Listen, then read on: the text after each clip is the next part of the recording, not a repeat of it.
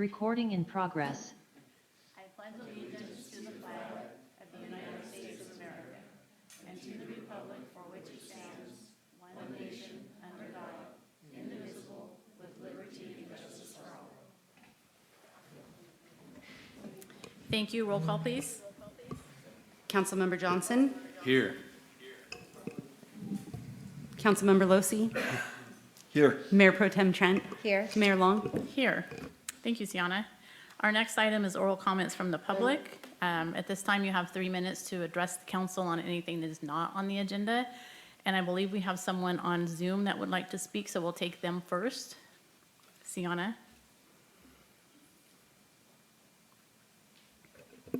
Yuri, are you there? Yeah, I'm here. Good evening, Mayor and Council members. Thank you for this opportunity. I'm an outreach analyst at the Department of Insurance, and I'm happy to be with you today and update you on the progress that we have been making on your behalf. It's a wildfire season, and so I want to touch bases on that. Safer from Wildfire Framework.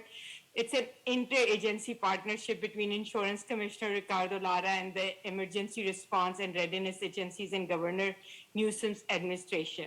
So the purpose is to protect lives, homes, and business by reducing wildfire risk. So we have been working with OES, CAL FIRE, the Governor's Office of Planning and Research, and the California Public Utilities.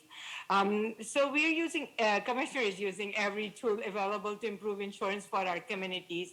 So it's a ground-up approach for wildfire resilience and has 3 layers of protection. We call it SFW 1, 2, 3. Plan 1 is protect the structure, such as making sure your roof and vents are up to code. 2 is making sure that immediate surroundings, such as brush too close to your home, or there are not that many not flammable items stored under your deck, is our number 2. And finally, we involve the entire community to prevent wildfire from catching and spreading to other homes and businesses in the neighborhood. This includes enhanced infrastructure and programs like Firewise Community. So good news is that a few weeks ago, Insurance Commissioner Ricardo Lara submitted his insurance pricing regulations to the California Office of Administrative Law that would recognize and reward wildfire safety and mitigation efforts made by homeowners and businesses. This regulation is first in the nation, requiring insurance companies to provide discount to consumers under the Safer from Wildfire Framework. We are hoping that once this passed, the insurance companies, one of those giving discounts, will reach out to us. You can check the insurance companies that give discounts by going on our website also. Each insurance company will then submit their plans, and we are hoping that this whole process will be in place by January 2023. And honestly, I just want to be here to remind you that I am your outreach analyst, and I am, here available for any of your constituents who needs any help. And our website is there, insurance.ca.gov, and we help each consumer step by step if they need our help. Our callback time is just 2 minutes, and we have other programs, so just wanted to present and be here for you that if you need any help from us. Thank you so much for your time.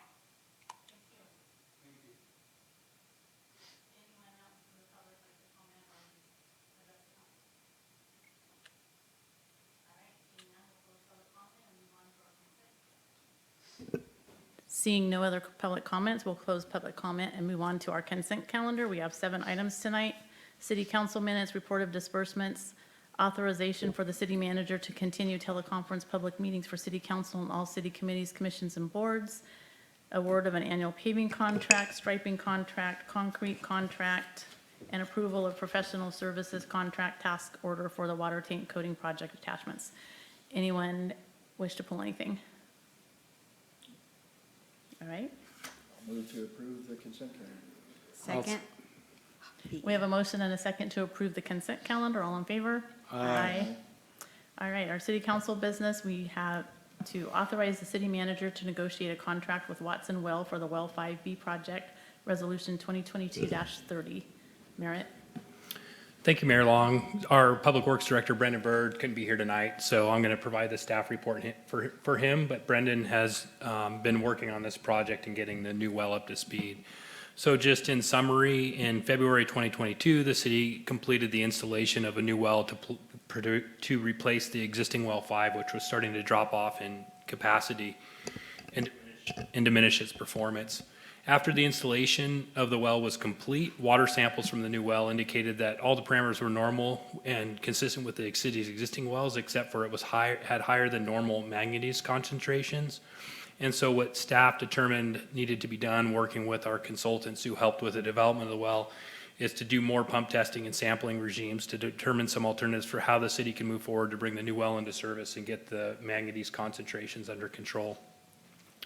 In order to do that, the city will need to contract with a specialized well drilling contractor that has the equipment and expertise of developing a large-scale well such as the replacement well 5.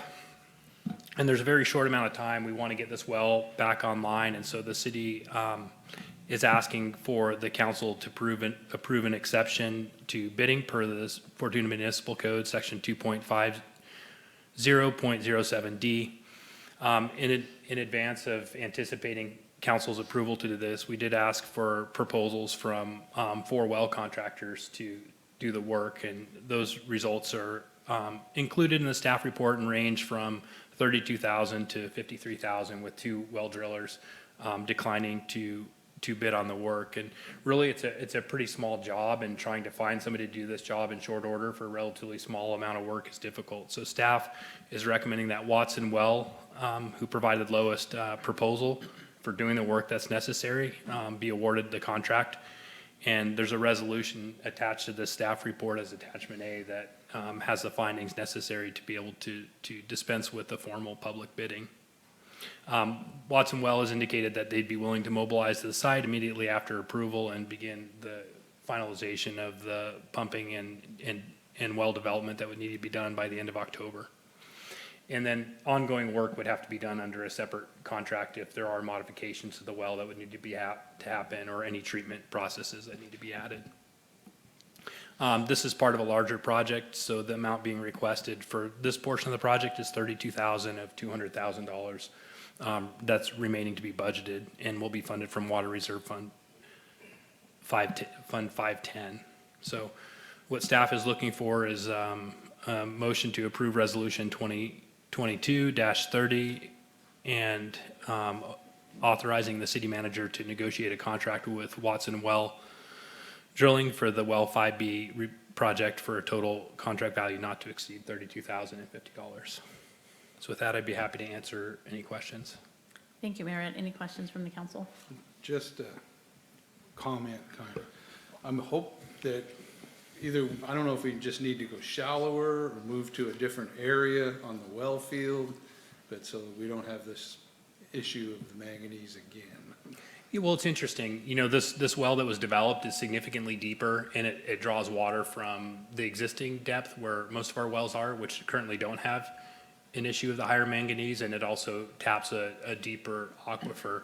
And so that's one of the things that we're going to try to determine is, you know, where's the higher manganese concentrations coming from? You know, can it be pumped and processed so maybe those can be eliminated and we can keep the connections to both aquifers, or can we modify that well casing? So a little more work to be done, and so really that's what this work is intended to do, is to answer those questions and then to decide how we move forward. But there's a number of wells in close proximity that we don't have those higher than normal concentrations, and they're all, as you know, Councilmember Johnson, they're on a pretty small footprint, and you know they're all right next to each other, so it's a little bit strange. So we're hopeful that by this additional development we can eliminate some of those problems and get this well online.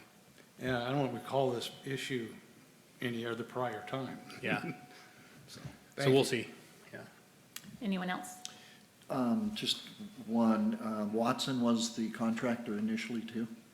No, it was, I don't recall who it was, but it was not, I don't believe it was Watson. I think it was a different contractor. I don't recall who that was. Okay. And Chris, do do you recall? No. No, good. I can get that information and give it back to you. I don't believe it was Watson. I think we're looking for Watson to come in on this contract, but they were not the original Okay. driller. And Fish and Rich, they declined. Is it primarily because it was such a small job, or? I think well drillers are busy, and yeah, it's a small amount of work, and so it's not worth it for some folks to get involved with, especially if they're busy. Okay, thank you. Does anyone from the public wish to comment on this item? Seeing none, we'll close public comment. I'll make a motion to approve Resolution 2022-30 and read by title only, and authorize the city manager to negotiate a contract with Watson Wells for Well 5B project for a total contract value not to exceed $32,050, and read by title only. Second. All right, we have a motion and a second. Sienna? Resolution 2022-30, a resolution of the Council of the City of Fortuna approving a contract for the Well B5 project with Watson Well. Councilmember Johnson? Yes. Councilmember Losi? Yes. Mayor Pro Tem Trent? Yes. Mayor Long? Yes. Thank you. Our next item is our city manager's report. Okay, thank you, Mayor Long. So first, I just wanted to review the upcoming council meetings, our upcoming meeting schedule. Our next regular council meeting will be on Monday, October 17th at 6:00 p.m. And then on November 7th, just prior to our regular council meeting at 6, we'll also have a special workshop, which I wanted to review some of the planning priorities that staff have been working on, and just go over those and give the council a chance to reassess, what those priorities are. Our next planning commission meeting will be on October 11th at 6:00 p.m. and our next Measure E meeting will be on December 20th. It's going to be Measure E is on December 20th at 5:30 p.m. And then our next Roner Community Recreation and Park District meeting will be on this Wednesday, October 5th at 2:30 p.m.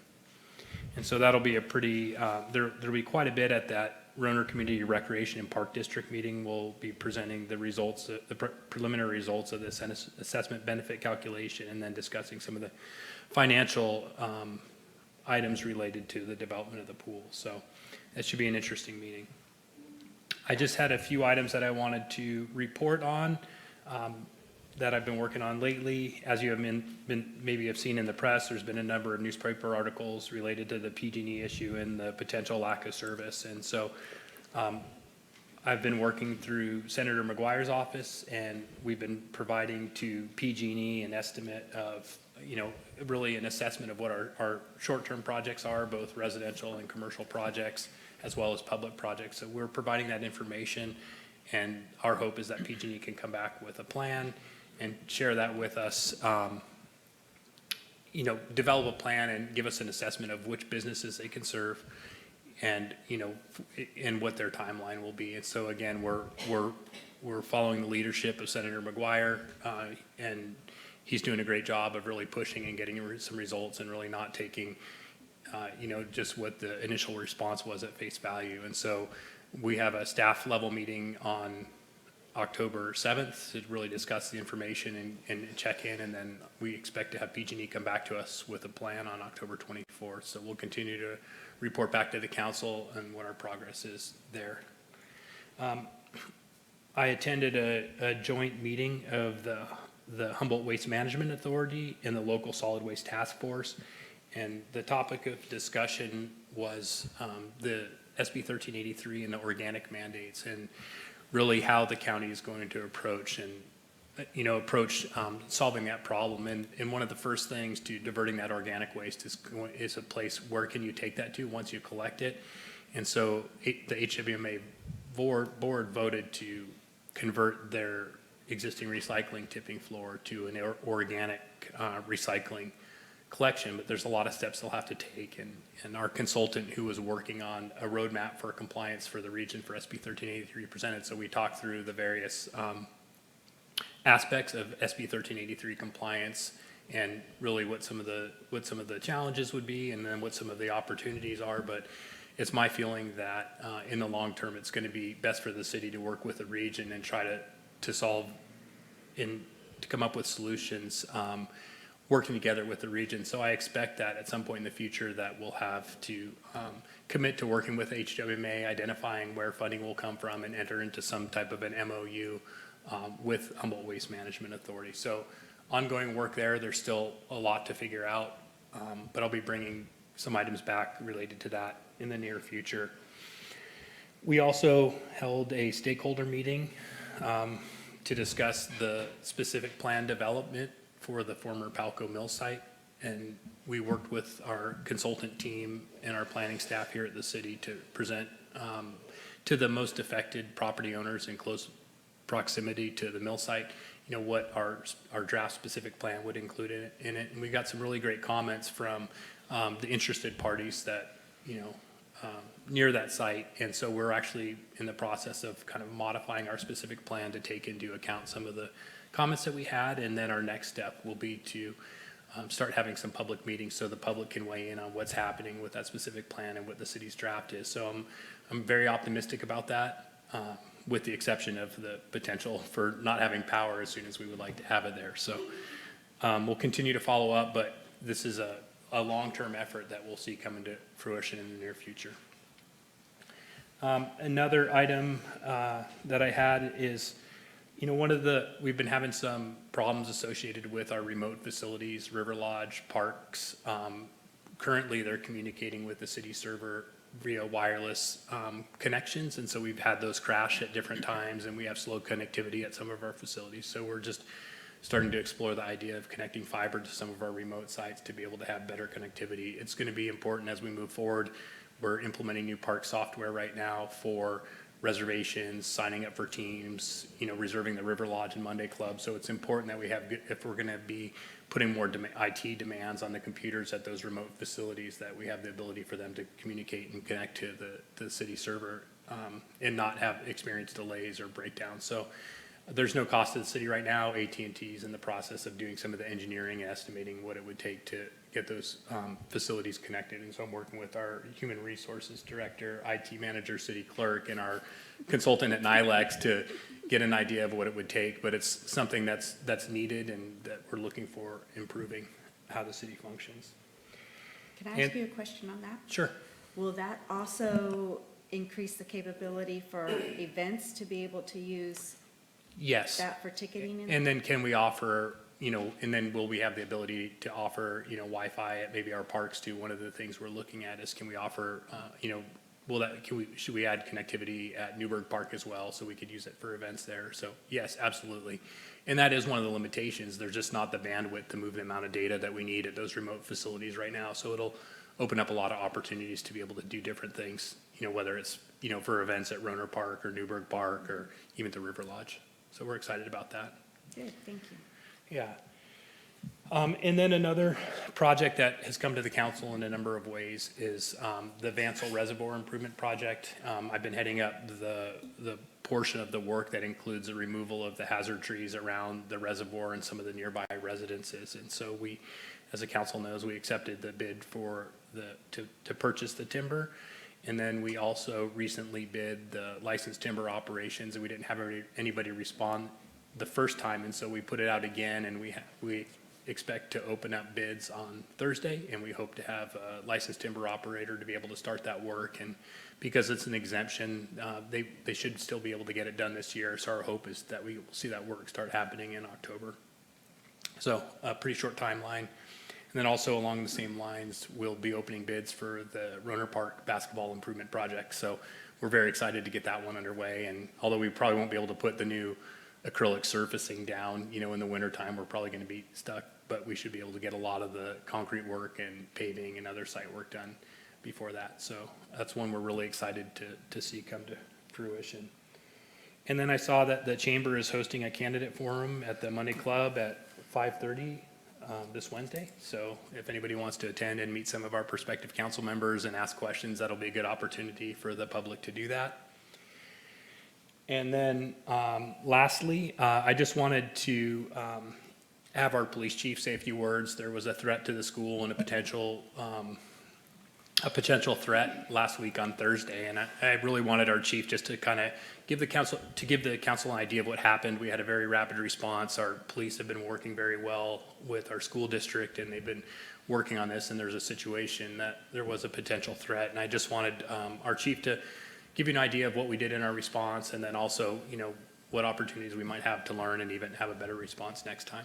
So with that. Yeah, thank you, Mayor, and good evening, Mayor Long, Honorable City Council. So, as was just stated, PD did respond to a credible threat last Thursday, September 29th, and I basically wanted to give just a quick briefing, and then I can answer some questions, some I can't. It is still an ongoing investigation. Essentially, the threat we received was social media based. The person who posted that message was taken into custody a mere 4 hours after we received the initial report. So a very quick and diligent investigation on behalf of our detectives and our school resource officer here at the department. We were able to solidify that case through search warrants and capturing digital data and evidence that, essentially we're able to prove that the person posted the message. The language that was used in the threat was, a little vague, but it was strong enough to cause a credible concern on the campus. And so, seconds after we received the call, we had line staffed command personnel on the campus.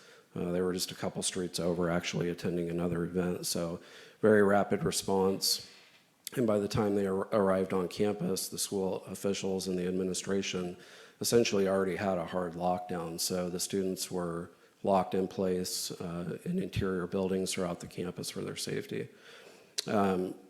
Very appreciative for the support that we got from allied agencies. We had the Sheriff's Office, Highway Patrol, Rio Dell, Ferndale PD, CAL FIRE, and I'm sure some other agencies I'm not naming here tonight, respond and assist. And it's really amazing to see the transformation over the last 2 years. We've really taken the culture in the police department and we've put a strong emphasis on training and that collaborative, communicative type of culture with our allied agencies. And so what we got from our allied agencies was nothing short of a purposeful response with enough resources that we could, work through our processes, which our two main initiatives there were overall safety to the students in the campus and then the investigative portion, which I talked about earlier. So again, I'm just very pleased and proud of our personnel and the allied agencies that work together to quickly and efficiently address the threat at the school. We had, like I said, a person in custody about 4 hours after we received it, and we're able to transform through the processing of the campus and the classrooms into an evacuation of the students so they could be reunited with their families. So, we want to continue to work purposefully in these type of situations with little to no drag time in addressing any credible threat that exists. What I think the CM was leading into is we've really created kind of a habit or a pattern, if you will, of taking some of these real live incidences that we are dispatched to or responding to and, including them into our quarterly ICS trainings where we're able to, kind of reinvent the incident and work through it with other outcomes. So, what that looks like is we may give it a different outcome than what the outcome in real life was to make it more challenging and to train up our personnel to be able to respond in a myriad of ways. So, again, just very pleased with the response. I happened to be out of town at the time that we received that call, and I couldn't be prouder. So, if there's any questions, I would be glad to answer them. So was there just one person involved, the one suspect that you took into custody? That was it? Everything's So, yeah, so that's part of the ongoing investigation is we believe that there was additional conspirators that assisted with kind of a continuation, if you will, of the message. So it did originate on social media, but there was, if you're familiar with the Apple iPhone function, AirDrop, it was reposted using the AirDrop function on campus or close to it. Okay. Has there been a debrief with allied agencies or? So, yeah, it's an excellent question. We've already conducted a debriefing with school officials from Fortuna High School. We have a joint agency, it's law enforcement only debriefing that is scheduled for later in the week. And we've already invited the Sheriff's Office, CHP, the allied agencies that assisted to be a part of that. Chief, some people don't know what debriefing is. Could you explain what that is? Absolutely. So debriefing is just kind of a fancy term for getting everybody that was involved in an incident together to talk about how the incident evolved from each person's perspective. And what we found in the law enforcement community is that, through doing that, we can learn ways to improve future responses or methodologies in which we respond to major incidents. Thank you. And once again, this shows the value of building relationships and working collaboratively with the other agencies. And I remember seeing before where they would go into the old building that is now Creations and use that as a canine training, send somebody in there and have them hide and then have them find them, search them out, stuff like that. And building that relationship, coordination, and then it came to time to put it into practice and it worked. Absolutely, and it is very much a two-way street. So, when our allied agencies need assistance, it's my practice and something that we talk about quite a bit throughout the Fortuna Police Department is we are normally the first or try to be the first agency to submit resources to our partner agencies, and we see that reciprocated. Thank you. All right, thank you, Chief. Thanks. So that concludes my staff report, and I really just wanted to point that out. I'm really pleased about a couple of things with the response from our police department, the response from the school, the communication between those, those two entities, as well as the response we're getting from the rest of the law enforcement community. And, fortunately, this, didn't end up being a threat that actually turned into something. And, if we can train and make our response better, really that's the goal here. And I'm pleased that our chief and school and the other agencies are really taking this seriously and trying to limit the exposure of our school and the safety of our students. So thanks, Chief Day, for presenting that. So that concludes my staff report. I think we have a public comment. When you get to public comment on the city manager's report, I think Supervisor Bushnell wanted to make a comment. Just real quick, staying within the realm of law enforcement, could you give a quick update on the pod? Yeah, so we had the draft plan submitted to the city from our consultant. We made a number of comments. So they were reviewing those comments at final back check for issuance of a building permit. So our hope is that that back check will be completed this week, and any further comments can be identified or a building permit issued so we can put the project out to bid. And the one last step that we have prior to putting out to bid is just preparing the front end documents. Our city engineer, public works director will be putting those together, and then really we just have to make sure we have the completeness level that we need to have the confidence to be able to put that out to bid. So we're working through it. We're very close, and I expect to be through that review this week, and I'd be happy to let you know if there's any comments or things we see outstanding that need to be addressed. Okay, and you think maybe it'll go out to bid this month? Yes. Perfect. Thank you. All right, Sienna, we have a public comment. Sorry, Supervisor Bushnell, you can go ahead. You have a public comment. Oh, thanks. Hi, everybody. It's Michelle. I just wanted to make public comment on Merritt's report to Chief Day. I happened to be in Fortuna on Thursday when the incident happened, and I commend your department and everybody that was involved. People, reach out to me, I'm sure, as to the city council, and nothing is scarier to not know whether your children are safe or not. So I just really want to say good job, great job, and that's all. Thanks. Thank you, Michelle. Thanks, Michelle. All right, moving on to future agenda items. Do we have anything that we haven't discussed in the past to add? All right, seeing none. In the spirit of picking on Merritt all night, he used up all of our time. We were supposed to be done by 6:30, so Councilmember Mike Johnson, you're up. Okay, thank you. I'll be quick. I was able to attend a workshop on accessible meetings, which was interesting and useful. It was put on by HCOG and hosted at Eureka City Hall. Talked about not just the things we think of for accessible, but talked about hearing needs, sight needs, as well as mobility needs. And there's some videos that were sent out later following that I have yet to watch. But it was a useful meeting, a workshop, so I What was appreciate that? it. What- Through who? Like, It was hosted at Eureka City Hall, but it was put on by HCOG. They gathered the speaker and the materials, and they coordinated it. So it was I liked it. While Councilmember Losi was out of town enjoying the sea and the sand, I attended a RCEA meeting in his stead, and a couple of things that came out of it that were interesting.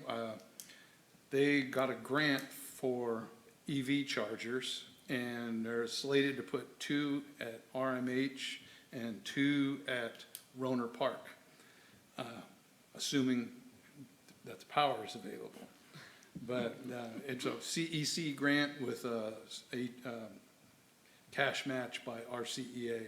So that was useful.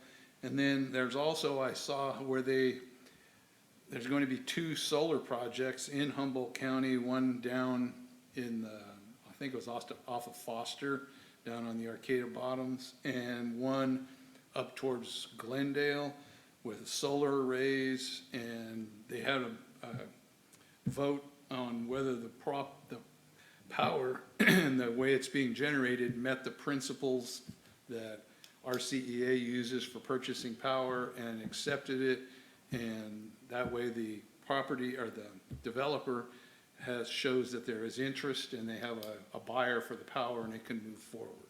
So that was interesting also. There wasn't a large agenda. Mike can tell you he's seen some pretty good sized meetings. This was not one of those. And finally, on Saturday, I got to drive the People Mover for Apple Harvest, and that was actually a pretty well attended event. And I went by earlier in the morning, and I was kind of worried that it wasn't going to take off, but by the afternoon, it was wall-to-wall people. You could not drive down 12th Street safely faster than about 15 miles an hour because of the people walking down in the roadway. But it was great. It was a much-needed event. The fire department was busy with their demonstration. Downtown was busy. Clendenin's was really busy. Had a line from the front of their shop all the way around to the on-ramp at 12th and 101. So that was a great time. I enjoyed that. I already told I don't know what you want to call him. He said that he wanted to be a tour guide on the Jungle Cruise, so he was in the back. And he fulfilled that. The only one that might do it better would be Chris. I might enlist him next year. But anyways, we already volunteered for next year. So that's job. my report for this week. So thank you. good job. Thanks, Mike. The other Mike. Thank you, Madam Mayor. I just want to add my congratulations to the police department for a job well done with that high school incident. From what I understand, everything went really well, so good job. In the interest of brevity, and the fact that I haven't had any meetings since our meeting that I attended lastly about a month ago, I have nothing more. Thanks, Mike. Tammy. Okay, from the Humboldt Transit Authority, within 2 months, the buses will be able or have the capability to take credit cards, which should increase ridership. And the big thing about this is we will be able to connect with Mendocino County and Lake County. And so you'll actually be able to get on the transit here and make a couple switches and be able to get all the way to Santa Rosa or Lake County, going through, and they're gonna have a promotion. It's only gonna cost you $1 a ride. So each connection will only cost $1, I think, for like the first year. So people will be able to transfer out of the county and get different places by going from county to the transits. And they'll all be set up so where one drops you off and one there's to pick you up. So that's pretty exciting. And then we had another big weekend last weekend, Apple Harvest, and then the high school rodeo was Friday and Saturday, and the 4-H Lamb barbecue was Sunday. So again, our city employees pulled it off and did an excellent job with all of these events, and Fortuna has the best events in the county. So We have great employees. as well as working soccer. I saw them at the soccer fields too on Saturday, so they were all over the place. Yeah. Yeah. Is that it? Yep, that's it. All right, the big thing these days seems to be PG&E. There was a really good article today in the Redheaded Black Belt, is that what it's called? Redhead, kind of, if you read that, it kind of fill you in and give you all the scoop as we know today. Really pleased with the participation and the involvement of Assemblymember Wood and Senator McGuire. They really are concerned and really are stepping it up and stepping in to see what can be done, so I really appreciate them. I was out of town and Jeremy attended REDUC for me, but he is not here to give us a report, so we'll catch up on that next time. Had a good time at Apple Harvest like everyone else. Glad to see our events are back and going strong. And that is it. So with that, we need a motion to adjourn. Motion to adjourn. Second. We have a motion and a second. All in favor? Aye. Thank you. Thanks for coming. We're only 8 minutes late. Recording stop.